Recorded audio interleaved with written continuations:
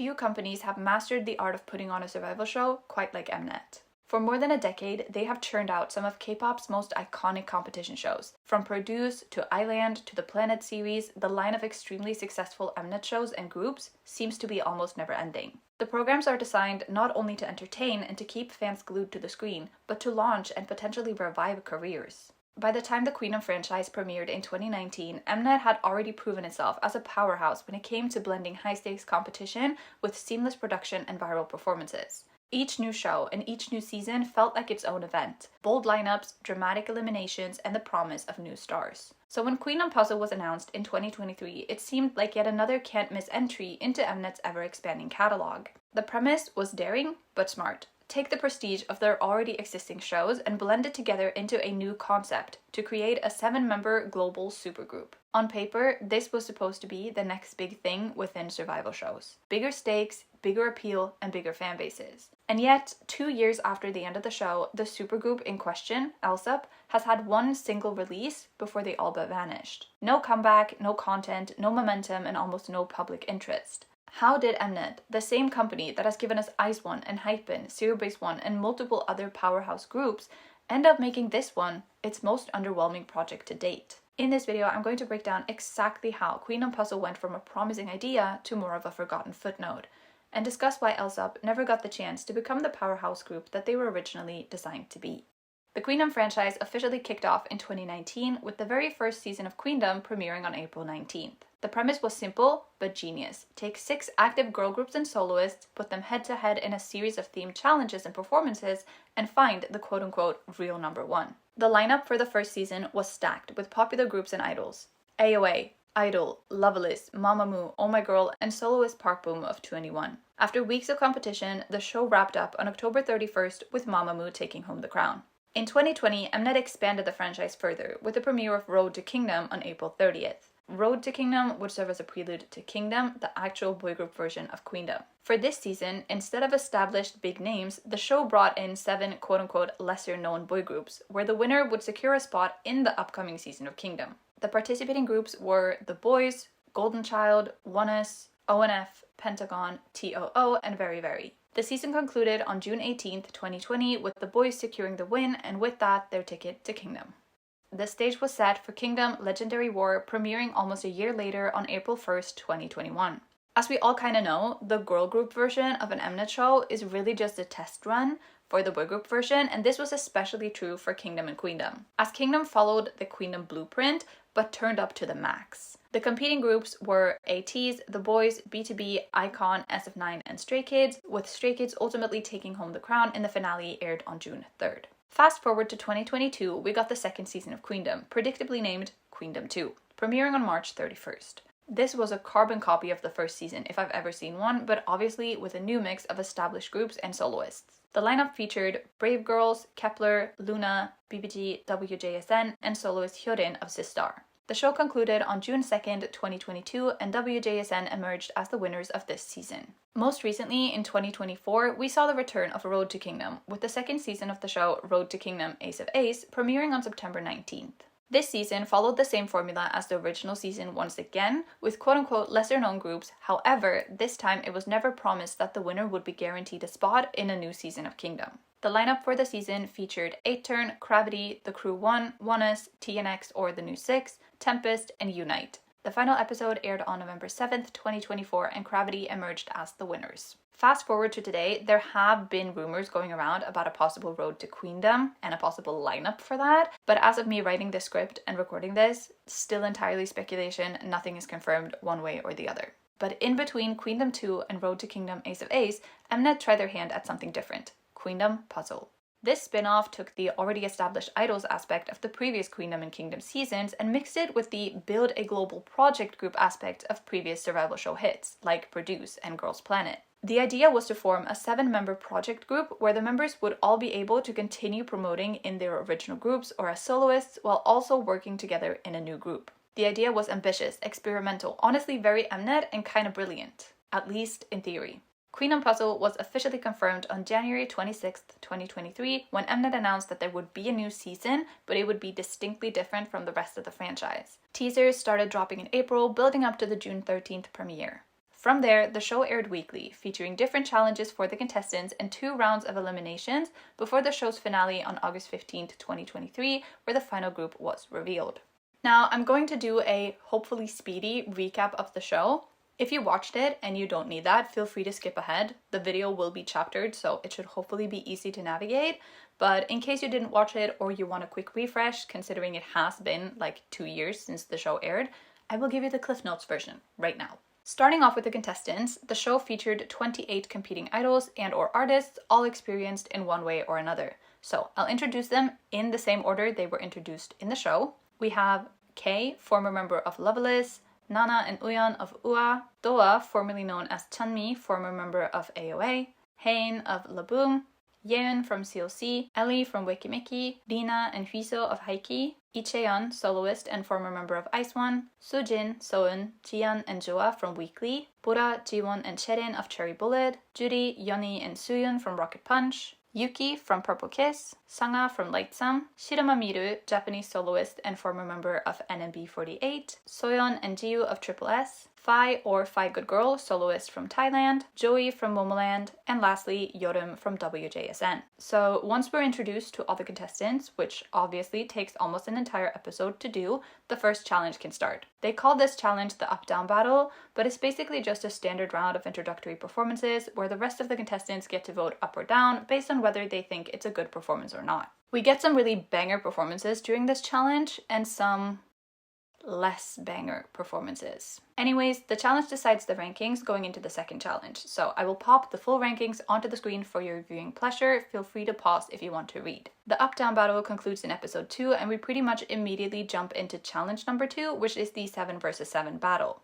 Here, the 28 contestants get to choose between 2 original songs, Snap and Charismatic, and they'll be split into 2 teams of 7 for each song, competing against each other for a benefit of 10,000 points. The contestants for each song with the highest up-down battle rank get to choose their teams. So we get a really drawn out and very dramatic sequence of Bora and Jiwon choosing the members on their pick teams and which members to put on the drop team. During this battle, 2 of the contestants actually end up withdrawing from the show. So in episode 3, it is revealed that both Icheon and Hain have withdrawn, so we are now down to 26 contestants. In episode 3, we get to see the filming of the songs, and they get evaluated by a panel of 13 quote-unquote expert judges, as well as the contestants who did the other song. So Snap team evaluates Charismatic team and vice versa. In the end, Charismatic pick team and Snap drop team are chosen as the winners. The judges also choose an MVP from each winning team, which ends up being Nana and Hwiso, and they get the benefit of deciding who does what song for the next challenge.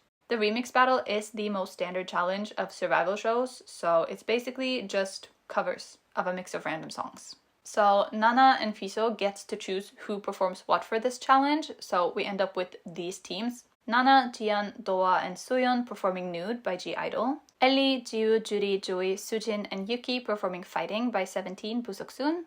Hwiso, Sanga, Phi, and Rina performing Shut Down by Blackpink. Soeun and Kay performing Only One by Boa. Miru, Uyeon, Yorum, Yeon, and Joa performing Don't Call Me by SHINee. Jiwon, Bora, Cherin, Soyeon, and Yeoni performing Dance the Night Away by Twice. This round, they perform their songs in front of a live audience, who gets to vote for the team they think did best.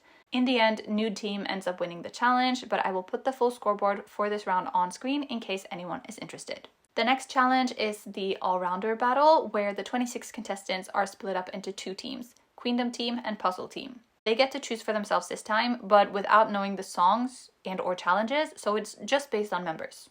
It's weird. The all-rounder battle features 5 rounds, 3 rounds of vocal and rap performances and 2 rounds of dance performances. In each team, each member will perform 2 songs in this round, and it's a direct 1-to-1 battle with the opposing team, and once again, a live audience will be voting for which team they think did better. The way the songs are chosen is so weird and so random, and it takes forever, so please don't ask, just accept it. For the vocal and rap performances, we have both teams performing covers. So for round 1, Queendom team did Weekend by Taeyeon, and Puzzle team did Rush Hour by Crush, with Puzzle team winning the live vote. Round 2 had Queendom team performing Hopeless Romantic by Big Naughty, and Puzzle team performing If We Ever Meet Again by Im Young-woong, with once again Puzzle team winning the live vote. Then for round 3, Queendom team performed Time of Our Lives by Day 6, and Puzzle team did Wannabe by ITZY, and you guessed it, Puzzle team won the live vote, despite Queendom team putting on the performance of a lifetime. but I digress. The 2 dance round featured original songs, so for round 1 we had Queendom team performing Over Water and Puzzle team performing Bad Blood, and of course Puzzle team took home the win once again. Queendom team was so robbed in this round, because while I do agree that Bad Blood is the superior song, Over Water was the superior performance and you cannot change my mind. And then for the last round, Queendom team performed Glow Up and Puzzle team performed Web. I will give you 2 seconds to guess who won the round. 1, 2, say it with me, Puzzle team, yes. In conclusion, Puzzle team really wiped the floor with Queendom team in this one. It was honestly a little painful to watch. But the show must go on, so in between this 3rd challenge and the 4th, we finally had our first round of eliminations in episode 7.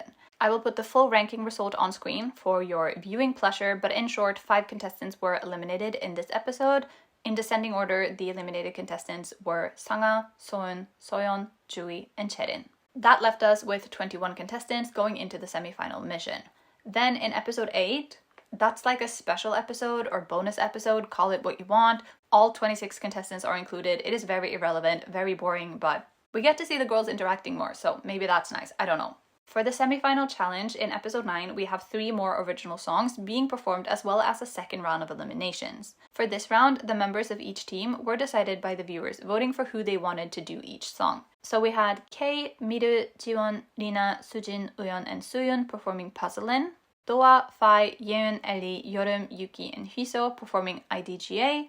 And lastly, Juri, Bora, Yoni, Nana, Jihan, Joa, and Jiu performing I Do. The winner was decided by live vote, and IDGA ended up taking home the win, securing each member a benefit of 30,000 points. Once the performances were concluded and the winner was decided, the 2nd round of eliminations started. So once again, full rankings on screen in case you want to see. The 7 eliminated contestants were Jiwon, Fai, Miru, Rina, Joa, Bora, and Sujin. So that leaves us 14 contestants going into the finale. In the finals, we once again get to see 2 performances of 2 new songs, Last Piece and Billionaire.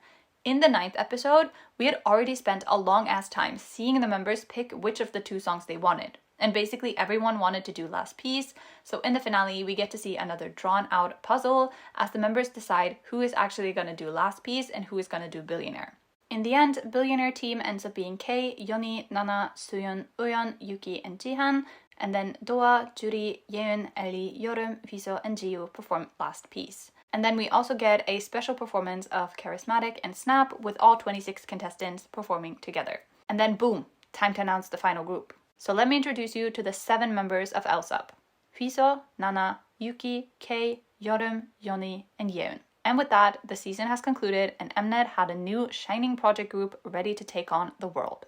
Now that we're all caught up on the actual shenanigans of the show, we can go into why Queendom Puzzle didn't become the success that Mnet probably hoped it would be. Because no matter how we twist and turn it, Queendom Puzzle, for all intents and purposes, flopped. Let us start by looking at ratings. The premiere of Queendom Puzzle had a rating of about 0.25%, which roughly translates to about 0.25% of all Korean households turning into the premiere of the show. In all honesty, this is not a terrible number for a cable channel like Mnet, which is quite different from like the big public broadcasters like KBS or SBS, but at the same time, it is also not good numbers. There simply wasn't that much buzz about the show before it aired, and the viewership reflected that. Things briefly picked up as the show got going, and for episode 3 and 4, the show pulled in about 0.5%. But from there, the ratings went right back down. By the finale, ratings had dipped below what we saw for the premiere, hovering just under the 0.2% mark. So while interest seemed to grow once the show actually got going, it fell off relatively quickly, and people simply stopped tuning in. If we move on to streaming numbers, we see them tell a very similar story. Out of the many performances of the show, a grand total of 7 stages has, at the time of me recording this, reached over 1 million views. 4 of those are the 4 signal song performances of Charismatic and Snap, and the last 3 are all performances from the up-down battle. In other words, all 7 stages are from the very beginning of the season. The single most viewed stage sits at 2.8 million views, and if you average out the view count, you get roughly 500 views per video. That is not great. Mnet has M countdown stages from less than a month ago with more views than that. When we compare these numbers to earlier seasons, it becomes really obvious how poorly Queendom Puzzle actually performed. The very first season of Queendom premiered at roughly 0.5% and climbed up to almost 1% at its peak, while Queendom 2 premiered at 0.8% and maintained steady ratings pretty much throughout the entire season. Queendom saw a majority of its stages surpassing 1 million views, many climbing up towards the 5 million mark, and an average view count of 3 million per stage. Queendom 2 did even better, with all stages, bar the finale ones, passing 1 million views, and its most viewed performance currently sits at over 12 million,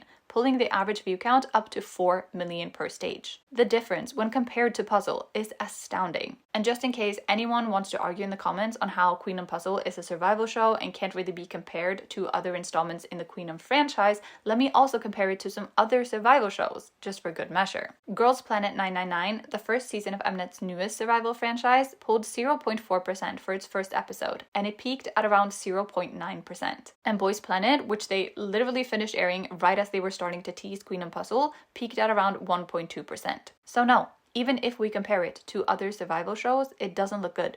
There is simply no denying it, Queendom Puzzle very much flopped. But why? Why didn't this slide right into the ranks of successful Mnet survival shows? It's a fun concept, blending the genius concept of Queendom and Kingdom with the survival show formula that Mnet has been perfecting for literally a decade plus at this point. You'd think it'd be a recipe for success. Except there were a few glaring flaws with the show, which ultimately kept interest too low. Honestly, I think it's pretty safe to say that the contestants simply did not have fan bases big enough to draw in a larger audience to the show. Most of the participating idols either had mid-sized fandoms at best or were close to unknown at worst. We saw a few contestants from third-generation groups whose activities had already wrapped up, whose appearance on the show felt like them chasing a second wind. And while names like AOA, Loveless, and COC might draw the attention of second and third-gen fans, they don't hold enough weight for newer fans. And you simply will not be able to draw in that big audience on nostalgia alone, at least not when you're only seeing one member and not the whole group together. As for the 4th to 5th generation representatives, none were quite popular enough to bring in the big crowds either. Even with established groups like Cherry Bullet, Rocket Punch, Lightsome, Purple Kiss, and Weekly, who have all found at least a certain degree of success, their fan bases were once again just not large enough to draw in blockbuster numbers. Then we also had groups who debuted literally yesterday, like Heike, who debuted in early 2022, and Triple S, who debuted at the start of 2023. Or we had artists that the average K-pop listener just would not have heard of, like Miru and Phi. I mean, Miru was on Produce 48, so she's not entirely unknown, but let's be realistic. If you're tuning in from that era, you're probably here for Chaeyoung. I also think it's worth theorizing that for many of these idols, especially the ones who were still active with their groups at the time, fans would probably be more likely to tune into a show where the whole group participates, such as a regular season of Queendom. For me personally, I got excited for Queendom Puzzle when I saw the lineup. As someone who follows many groups, I was familiar with most of the groups that these contestants came from, and the show just happened to pull in my biases left and right. Yeun, Yeoreum, Juri, Cherin, Kei, Nana, Fiso, Soyeon. Seeing my favorite members from all of these groups, who, while none of them were ults of mine, I did indeed follow, had me intrigued for the show. But that kind of pull is so subjective, and I can easily imagine that for someone whose bias list looks entirely different than mine, this might not be a show that they'd be bothered turning into every week. The unfortunate truth remains that even though the contestants were talented, and this type of show would be a great opportunity to showcase skills in a way that they wouldn't necessarily be able to do with their respective groups, they simply did not have the current fanbase necessary, at least not when individual idols were removed from the group as a whole, to actually make the show a hit. Arguably, the most hyped contestant on the show was Lee Chaeyeon. She's a former member of Ice One, she's got multiple survival shows under her belt, and she's got talent for days, even months. She did carry that built-in fanbase, at least to a certain extent, and her participation created curiosity and intrigue. If we want to take a quick look at the numbers again, her up-down battle performance is the most viewed out of all of the contestants, surpassing Bora, who is in second place, by well over 1 million views. But Lee Chaeyeon withdrew from the show before the first team challenge was even properly started. In a show like this, losing the most high-profile contestant so early on, devastating, as it is only natural for fans to lose interest once their reason for watching the show no longer is part of the show. Because when you remove that number one reason and motivation to tune into the show, what do we have left? An admittedly lackluster show where not even the talent of the contestants is enough to keep an audience engaged, let alone hooked. The only real fix that I see to this problem would be Mnet lining up more famous idols. In theory, that is the way to make this a successful endeavor. In practice, however, I fear that is way too huge of an ask and entirely unrealistic. The more well-established and successful the group or idol, the less incentive they would ever have to participate in this type of show. While lesser-known idols see this as a chance to promote themselves and thus their groups, the big names, they don't need that promotion. As an example, it was always clear that the weekly members would be going back to weekly once the show ended, whether they made it into the group or not. IST sent 4 members to boost visibility and popularity, not to reinvent their careers. We all know how I feel about IST and their management of weekly, but that is not the topic for today, so we are moving on before I get sidetracked. While it would undoubtedly be a hit, and I for one would 100% tune in, can you realistically imagine IVE, aespa, LE SSERAFIM, TWICE, New Jeans sending a few of their members off to this kind of side quest at Mnet headquarters? No, exactly, you can't. Why? Because they don't need it. They have their million-seller albums. They've got win after win under their belt. They're selling out world tours and they have sky-high visibility. HYBE is not going to send Sakura and Chaewon back on another survival show when they could just give the Femmies a comeback. Starship Entertainment isn't gonna send Annyeongs off to Mnet in between stops on their next world tour. It just would not make sense. So Mnet ultimately created something that was always going to be limited by its own grandeur. Too small a pool of fan bases to actually make it huge, coupled with a format that was never going to draw in the big names of the industry, we are left with a show stuck in limbo. A show that sounded great in concept, but was never going to be great in execution. Adding on to all of this, Mnet is gonna Mnet. And what would an Mnet show be without a sprinkle of evil editing? Right from the jump, we saw Mnet working overtime to show certain contestants in a more flattering light, while others, not so much. I think the most obvious example, though it is far from the only one, is Bora. From the first few episodes, she was edited to look greedy, combative, and just generally unlikable in a clear attempt to influence how the viewers perceived her. This is, in and of itself, by no means a surprise. Mnet has shown time and time again that they have no qualms when it comes to shattering a trainee or contestant's reputation in exchange for a juicy storyline that might help drive engagement. Even before the show aired, I remember seeing fans expressing their worry over their idols joining QUEENDOM Puzzle for this exact reason. The fear that Mnet would not hesitate to throw their faves under the bus to manufacture drama was very real and very warranted. And once the show started and Mnet started Mnetting the way they do, why would fans stick around to watch, let alone vote, when their favorite idols were being painted as villains? Why would they want to support a process that was seemingly rigged against them from the get-go? They wouldn't, and so many didn't. So that leaves us with an already small potential audience, further alienated as certain contestants fell victim to Mnet's appetite for conflict and plot lines. And maybe viewers would have toughed it out and stuck around if the show itself had been gripping. But that leads me very nicely to my next point. The show was, to be frank, boring. Now, let me preface this point by saying that I consider myself a survival show fiend. A connoisseur, if you want to get fancy with it. I love a good survival show. I am familiar with the tropes, the pacing, the drama. So when QUEENDOM Puzzle rolled around, I felt like I had a decent sense of where to keep my expectations based on how many survival shows I've watched in the past. But even I, as a certified survival show enjoyer,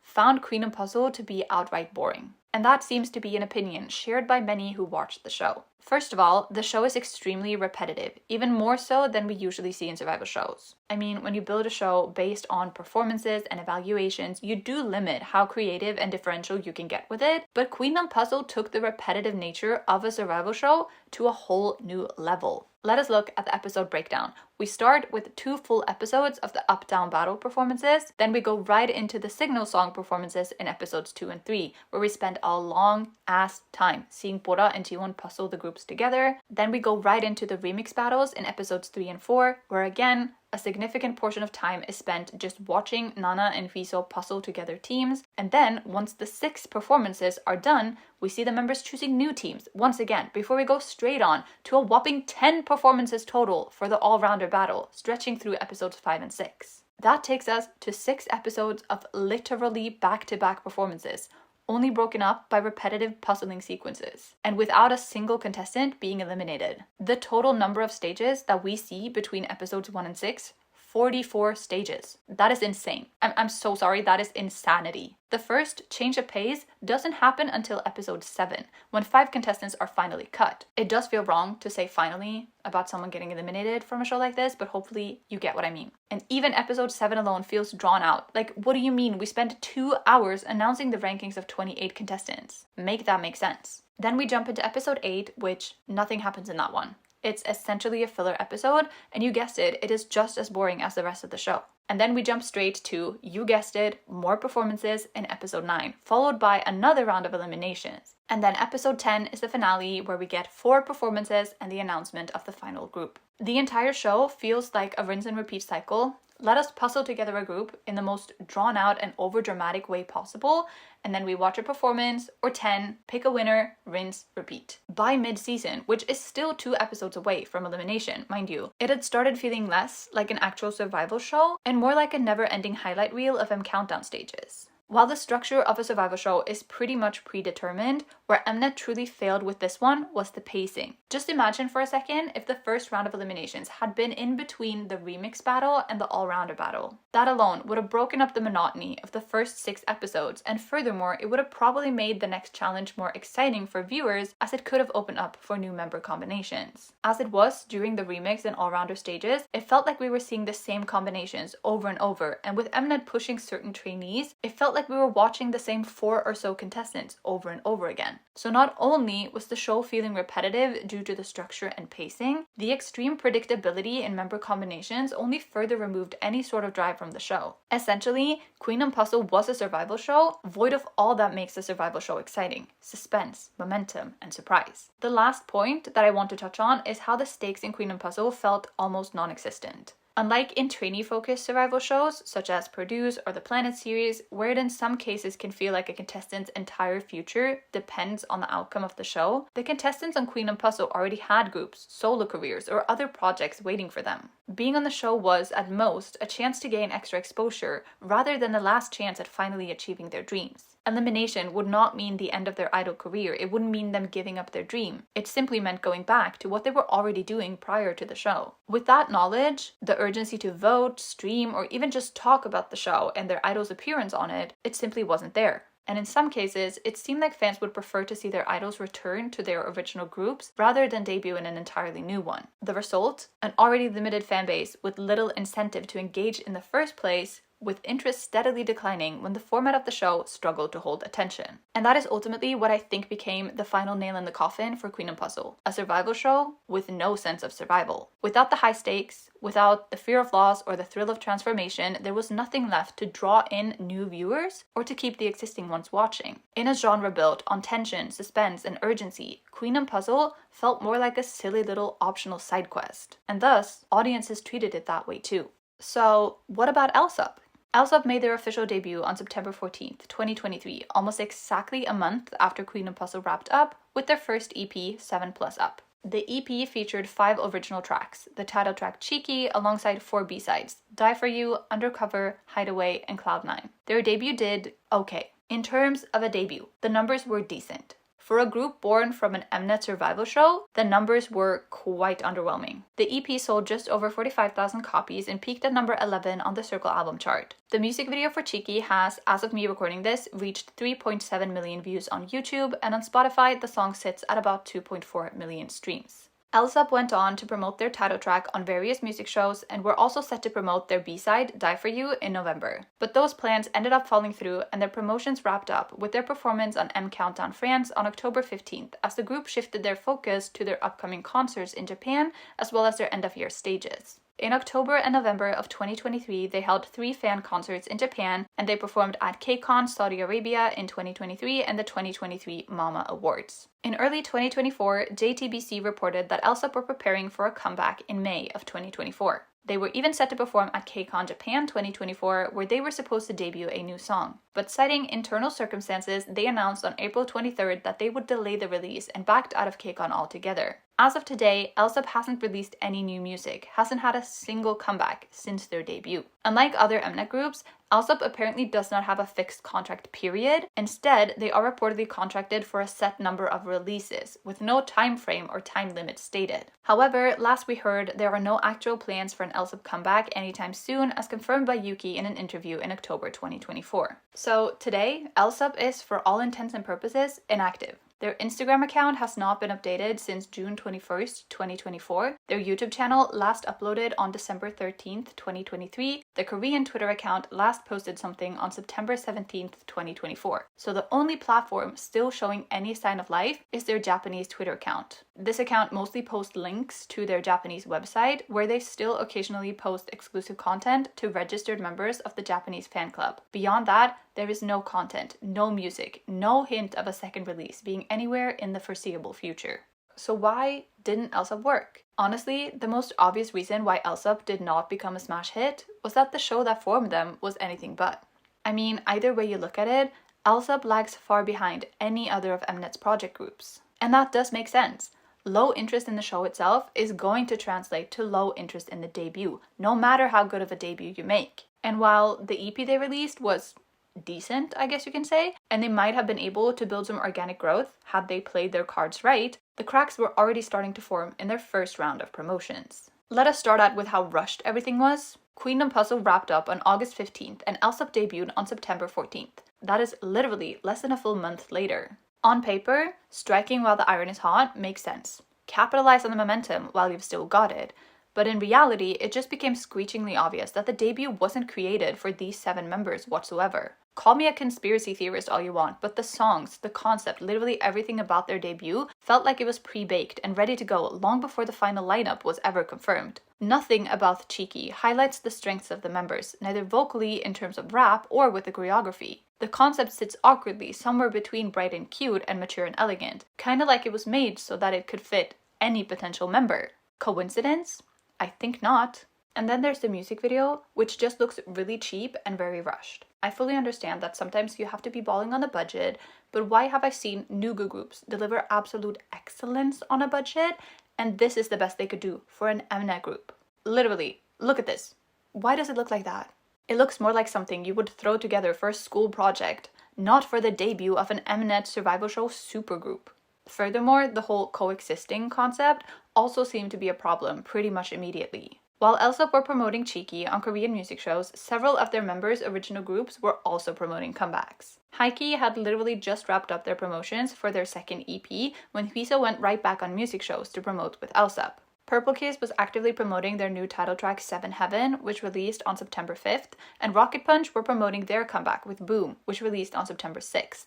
And this overlap did seem to create real scheduling issues. Yuki was absent from multiple of the stages for 7 Heaven, and further down the line, she also missed out on some stops on their Festa tour, both in order to promote with Elsop. Fans quickly noticed this, and they were rightfully upset. This whole concept had been advertised with the promise that Elsop's activities would not happen at the expense of the pre-existing group's activities. And that is exactly what happened. And now, fans were vocal about how if they needed to choose just one or the other, they would much prefer to see their idols with their own groups, not with Elsop.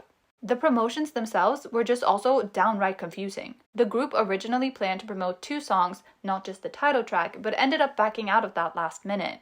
After a relatively brief Korean promo period, they pivoted almost entirely to Japan, where they had 3 fan concerts in the span of 2 months. While Japan is an important market, and they are absolutely not the first group to try their hand at appealing to said market, it raised many an eyebrow that a K-pop group formed on a Korean survival show where the majority of the members were Korean were focusing so hard on promotions in Japan before they ever properly established themselves in the Korean market. And to this day, the prioritization of the Japanese market still shows, with their Japanese fan club being the only place where you can seemingly still get Elsop content. Put simply, it seemed like Elsop were trying to be everywhere all at once, and as a result ended up without being rooted anywhere. Their debut was rushed, the concept was generic, the promotions alienated their home audience, and the group never seemed to properly define itself before it slowly but surely started fading from view. In short, Elsop's trajectory mirrors the problems that dragged Queendom Puzzle itself.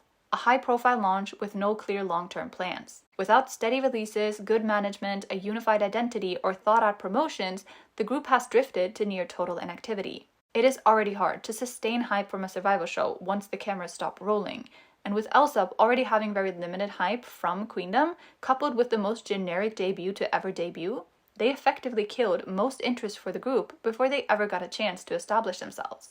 Since they're quite obviously not out here promoting with Elsop anymore, where are the members today? Fiso is still active with her group Heiki. They most recently had a comeback in June with Summer Was You, which is one of the best summer songs of this year, so go listen to it right now if you haven't already. You can thank me later. While they had a bit of a viral moment with Rose Blossom in early 2023 and their follow-up sold very impressively as a result, the hype has since cooled off. Their sales and streams are fairly low, but they are still putting out quality music and carving out a path for themselves. Nana is, at least on paper, still active with UA, but UA has not had a comeback since June of 2024. In August this year, they appeared on NBC's A-Idol, an insulting fever dream of a survival show if I've ever seen one, that quite literally fizzled out into nothing, but that was filmed all the way back in December of 2024. UA has more recently found themselves in a bit of controversy after leaked text messages from member Lucy has surfaced where she badmouthed the rest of the members, the company, and even their fans. So that,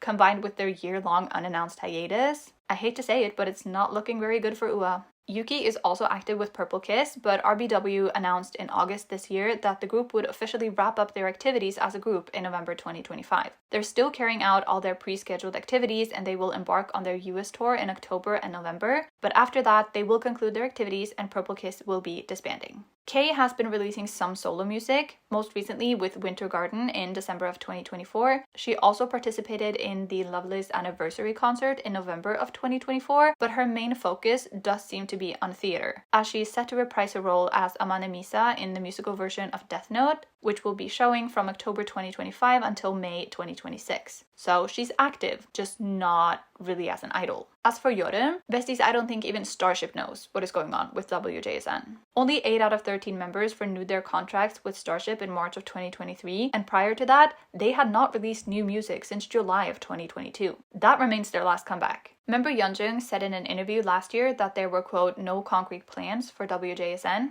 So, translation, they seem to be stuck on indefinite hiatus in the basement at Starship headquarters. Yoni was active with Rocket Punch until December 2024, when Ulim Entertainment announced that 4 of the members, Yoni included, would not be renewing their contracts. It was never explicitly stated whether they would also leave the group, but considering that they already lost another member when Judy left Ulim in May 2024, they have not had a comeback since Boom in September 2023, and Soohyun is now the only member left under Ulim. The future for them also looks rather grim. Yeon has also released solo music since we last heard from Elsop. In July 2024, she released her single Picky, billed as a pre-release for her upcoming EP. An EP that still has not materialized, so don't know if we will ever get that one, honestly. Meanwhile, there are continuous whispers of a COC reunion, but nothing is confirmed one way or another. Member Seungyeon recently shared at a fan meeting that they have been working on things, but she gave no firm details or timeline. So, we'll be waiting, queens, any day now.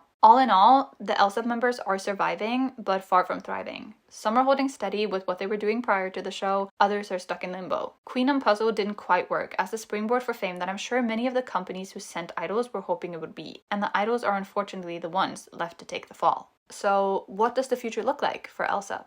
I could see it going both ways. Considering 2 out of 5 of the members' respective groups have disbanded or are in the process of disbanding, and the remaining 3 seem to be mostly inactive, that does technically open up schedules for a possible Elsop comeback. In theory, that's a good opportunity. The members could devote more time and more energy to the group and there'd be less conflict in schedule, possibly rebuilding some of their momentum. But on the other hand, there is basically nothing about their current situation that points to an actual return. The complete lack of any updates on social media from the company or the members themselves and the sheer passage of time has all but cemented them in indefinite hiatus limbo, and we're inching closer to quiet disbandment purgatory with each passing day. Their debut did not perform well by Mnet standards, and they never amassed that kind of unified and devoted fanbase that is needed to keep a project group afloat after their initial hype inevitably fades. With almost 2 full years of inactivity, the group would have to fight to regain the fans they once had before they could even think about growing beyond that.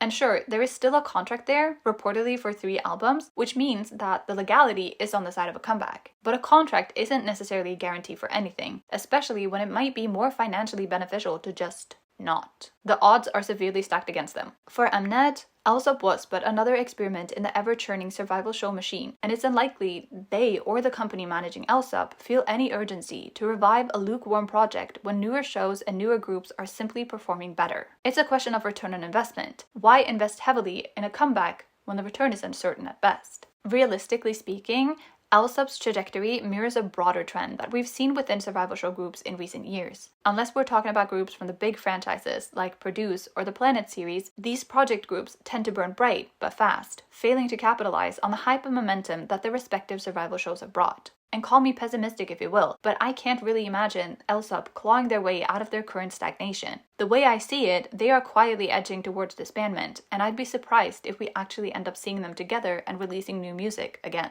Queendom Puzzle stands as one of Mnet's most blatant misfires. A flashy experiment that never managed to capture the public's attention. From misleading promises prior to the show airing to a poorly executed show and promotions that left fans disappointed for multiple reasons, the group was doomed before it even really got its start. The fact that we have not seen Mnet attempt something even remotely similar to this again speaks volumes. The format didn't work, the buzz wasn't there, and the group is left in the dust. Alsop's quiet fade from the spotlight is but a result of the many shortcomings of the show. A big idea on paper, but one that simply could not survive in practice.